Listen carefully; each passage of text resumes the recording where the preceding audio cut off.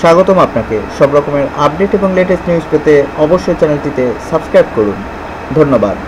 প্রসঙ্গ কেলেঙ্কারি, অবশেষে মুখ খুললেন পিয়া বিপাশা। সম্প্রতি গৃহ পরিচারিকাকে ধর্ষণ চেষ্টার অভিযোগে গ্রেপ্তার হয়েছেন প্রযোজক কার্লোস সালে। গ্রেপ্তারের পর বিভিন্ন চিত্রনায়িকার সঙ্গে তার অবৈধ সম্পর্কের খবর উঠে আসছে পত্রপত্রিকায়। কার্লোসের সঙ্গে জড়িয়ে শোবিজের সর্বত্র আলোচিত হচ্ছেন চিত্রনায়িকা পিয়া বিপাশা। সাম্প্রতিক একাধিক ঘটনায় এসেছে এই মডেলের নাম। কিছুদিন আগে বনানী ধর্ষণকাণ্ডের নায়ক সাফাতের সঙ্গেও পিয়ার ঘনিষ্ঠতার খবরে চাঞ্চল্যের সৃষ্টি হয়। তার বিতর্কের সর্বশেষ ঘটনা হাবিব ওয়াহিদের সাবেক স্ত্রী রেহানার ঘর ভাঙার অভিযোগ। এই বিষয়গুলো এতদিন কথা বলেননি পিয়া বিপাশা, তবে বিতর্কের পারদ যখন তাকে নিয়েই বেড়ে যাচ্ছে, ঠিক সেই মুহূর্তে আর নীরব থাকতে পারলেন না তিনি। এবার ভাঙলেন নীরবতা, নিজের সব বিতর্কিত কাণ্ড প্রসঙ্গে কথা বলেছেন। হাবিব ওয়াহিদের সাবেক স্ত্রী রেহানার অভিযোগ প্রসঙ্গে তিনি বলেন, সত্যি বলতে হাবিব ভাই কিংবা তার স্ত্রী দুজনের কারো সঙ্গেই আমার ব্যক্তিগত কোনো যোগাযোগ নেই। আমি সংবাদ মাধ্যমেই এ অভিযোগের কথা শুনলাম।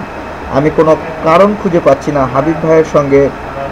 সেই কবে আমি একটি গানের ভিডিও করেছি, সেখানে থেকে যদি কেউ কোনো কিছু সন্দেহ করে থাকে সেটা ভুল। হাবিব ভাইয়ের গান আমি ছোটবেলা থেকে শুনছি, আর তার গানের আমি বড় ফ্যান।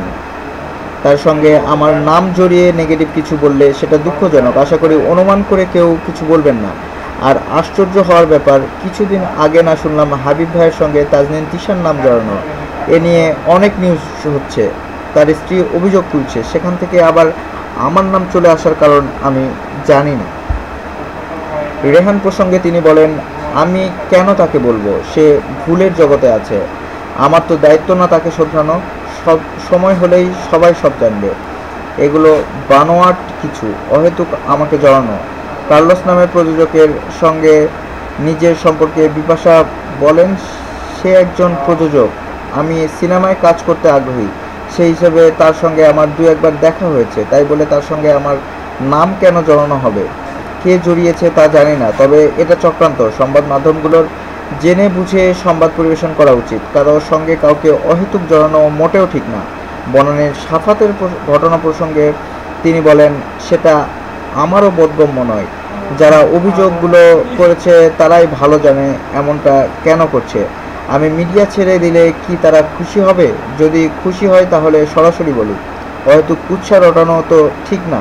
এরকম কোনো কেলেঙ্কারি হলে আমার নাম জড়ানো কারা যেন সুখী হয়।